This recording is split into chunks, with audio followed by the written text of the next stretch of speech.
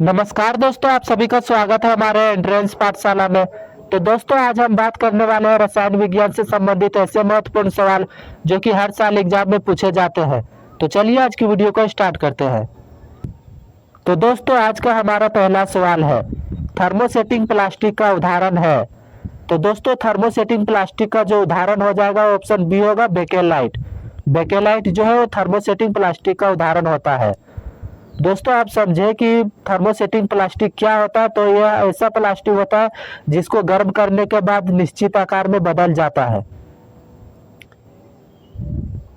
अब question number 2 की बात करें, ब्लू ब्लैक स्याही बनाने में प्रयुक्त पदार्थ क्या होता है। तो दोस्तों, ब्लू ब्लैक स्याही बनाने में प्रयुक्त पदार्थ जो होता है वो गोलिक अम्ल होता है। तो राइट ऑप्शन जो इसका बी हो जाएगा, गोलिक अम्ल। चलिए अब नेक्स्ट क्वेश्चन की ओर चलते हैं। अब क्वेश्चन नंबर 3 की बात करें, मिट्टी के तेल का प्रयोग ईंधन के रूप में किया जाता है क्योंकि यह। तो दोस्तों, मिट्टी के तेल का प्रयोग जो है ईंधन के रूप में किया जाता है क्योंकि मिट्टी के तेल जो होता है वो अधिक वाष्पशील होता है। तो राइट ऑप्शन जो इसका ए हो जाएगा, अधिक वाष्पशील है। अब क्वेश्चन नंबर 4 की बात करें, मानव रक्त का पीएच मान क्या होता है। तो दोस्तों, मानव रक्त का जो पीएच मान होता है वो 7.35 से लेकर 7.45 तक होता है। तो राइट ऑप्शन इसका ए हो जाएगा। चलिए अब नेक्स्ट क्वेश्चन की ओर चलते हैं। अब क्वेश्चन नंबर 5 की बात करें, निम्न में से क्रिस्टलीय ठोस होता है।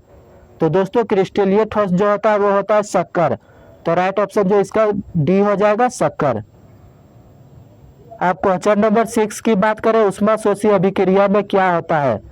तो दोस्तों, ऊष्माशोषी अभिक्रिया वैसा अभिक्रिया होता है जिसमें ऊष्मा का अवशोषण होता है। तो इसका जो राइट ऑप्शन हो जाएगा, ऑप्शन सी होगा, ऊष्मा का अवशोषण होता है ऊष्माशोषी अभिक्रिया में। चलिए अब नेक्स्ट क्वेश्चन की ओर चलते हैं। अब क्वेश्चन नंबर 7 की बात करें, वह सेल जिसमें प्लास्टर ऑफ पेरिस का प्रयोग होता है। तो दोस्तों, वैसा सेल जिसमें प्लास्टर ऑफ पेरिस का प्रयोग होता है वैसा सेल जो होता है वो शुष्क सेल होता है। तो राइट ऑप्शन इसका बी हो जाएगा, शुष्क सेल। अब क्वेश्चन नंबर 8 की बात करें, निम्न में से बिच्छू के डंक में कौन सा अम्ल पाया जाता है। तो दोस्तों, बिच्छू के डंक में जो अम्ल पाया जाता है वह अम्ल होता है फॉर्मिक अम्ल। तो राइट ऑप्शन हमारा इसका बी हो जाएगा, फॉर्मिक अम्ल। चलिए अब नेक्स्ट क्वेश्चन की ओर चलते हैं। अब क्वेश्चन नंबर 9 की बात करें, प्रोटॉन की खोज किसने की थी। तो दोस्तों, प्रोटॉन की खोज जो है वो रदरफोर्ड ने की थी। तो राइट ऑप्शन इसका ए हो जाएगा, रदरफोर्ड। अब क्वेश्चन नंबर 10 की बात करें, निम्न में से कौन सा अच्छे ईंधन का लक्षण होता है। तो दोस्तों, अच्छे ईंधन का जो लक्षण होता है वो होता है उच्च ऊष्मामान। तो राइट ऑप्शन जो इसका ए हो जाएगा, उच्च ऊष्मीय मान। चलिए अब नेक्स्ट क्वेश्चन की ओर चलते हैं। अब क्वेश्चन नंबर 11 की बात करें, निम्न में से वह तत्व जो प्रकृति में नहीं पाया जाता है। तो दोस्तों, वैसा तत्व जो प्रकृति में नहीं पाया जाता वो होता है पीएम। तो राइट ऑप्शन इसका सी हो जाएगा, पीएम, यानी कि प्रोमोलिथिल। अब क्वेश्चन नंबर 12 की बात करें, निम्नलिखित में से किसे काला सोना भी कहा जाता है।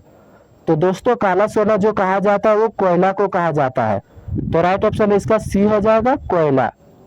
चलिए अब नेक्स्ट क्वेश्चन की ओर चलते हैं। अब क्वेश्चन नंबर 13 की बात करें, निम्न में से बेरियम कार्बोनेट क्या है। तो दोस्तों, बेरियम कार्बोनेट जो होता है वो एक प्रकार का यौगिक होता है। तो राइट ऑप्शन इसका ए हो जाएगा, यौगिक। अब क्वेश्चन नंबर 14 की बात करें, निम्न में से कौन सा द्रव्य ईंधन होता है। तो दोस्तों, द्रव्य ईंधन जो हमारा हो जाएगा वो ऑप्शन ए हो जाएगा, केरोसिन। केरोसिन जो है द्रव्य ईंधन होता है। और बात करें एलपीजी या सीएनजी, तो ये दोनों जो हो जाएगा वो गैस होता है। चलिए अब नेक्स्ट क्वेश्चन की ओर चलते हैं। अब क्वेश्चन नंबर 15 की बात करें, निम्न में से पदार्थ को गर्म करने पर क्या परिणाम होता है। तो दोस्तों, जब कभी पदार्थ को गर्म किया जाता है तो उसका जो पदार्थ का है रासायनिक और भौतिक परिवर्तन दोनों चेंज हो जाता है। तो राइट ऑप्शन इसका बी हो जाएगा, भौतिक और रासायनिक परिवर्तन दोनों हो जाएगा। तो दोस्तों, आज की वीडियो को यहीं समाप्त करते हैं और मिलते हैं नेक्स्ट वीडियो में। और वीडियो आप लोगों को पसंद आया हो तो वीडियो को लाइक करें और हमारे चैनल को सब्सक्राइब करें। धन्यवाद।